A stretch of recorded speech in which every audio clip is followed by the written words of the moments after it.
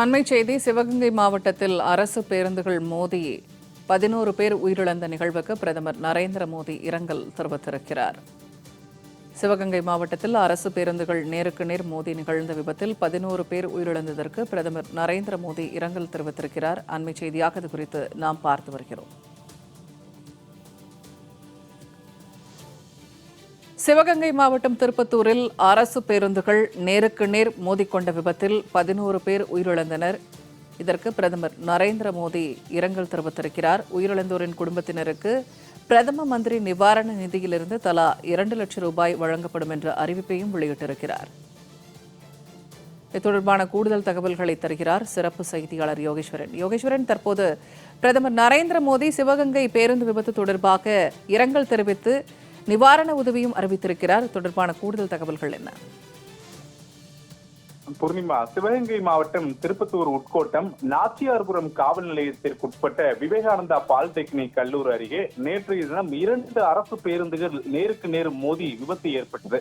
ஒரு பேருந்து காங்கேயத்திலிருந்து காரைக்குடி வந்த போதும், அதே போல மற்றொரு பேருந்து காரைக்குடியிலிருந்து திண்டுக்கல் செல்லக்கூடிய அரசு பேருந்தும் நேருக்கு நேர் மோதிக்கொண்டதுல ஒரு கோரமான விபத்து ஏற்பட்டது. இதுல 11 பேர் பரிதாபமாக உயிரிழந்திருக்கிறார்கள். 20க்கும் மேற்பட்டோர் படுகாயமடைந்திருக்கிறார்கள்.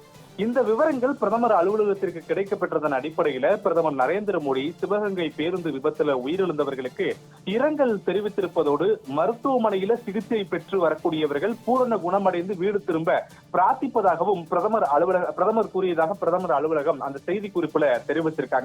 இது தவிர பிரதமர் மந்திரி நிவாரண நிதியிலிருந்து சிவகங்கை பேருந்து விபத்துல உயிரிழந்தோருடைய குடும்பத்தினருக்கு தலா 2 லட்சம் ரூபாயும், படுகாயங்களோடு மருத்துவமனைகள்ல சிகிச்சை பெற்று வரக்கூடியவருடைய குடும்பத்தினருக்கு தலா 50,000 ரூபாயும் வழங்கப்படும் என பிரதமர் நரேந்திர மோடி தெரிவித்திருப்பதாக பிரதமர் அலுவலகம் வெளியிட்டிருக்கூடிய அதிகாரப்பூர்வ செய்தி குறிப்புல தெரிவிக்கப்பட்டிருக்கிறது. சமீபத்திய வாரங்களாகவே தமிழ்நாட்டில் அரசு பேருந்துகளுடைய விபத்துக்கள் எண்ணிக்கை அதிகரித்து வருகிறது. சில தினங்களுக்கு முன்பாக தென் தமிழகத்தில் இதே போன்று அரசு பேருந்து நேருக்கு நேர் மோதிக்கொண்டதில் 8க்கும் மேற்பட்டோர் உயிரிழந்திருந்தார்கள்.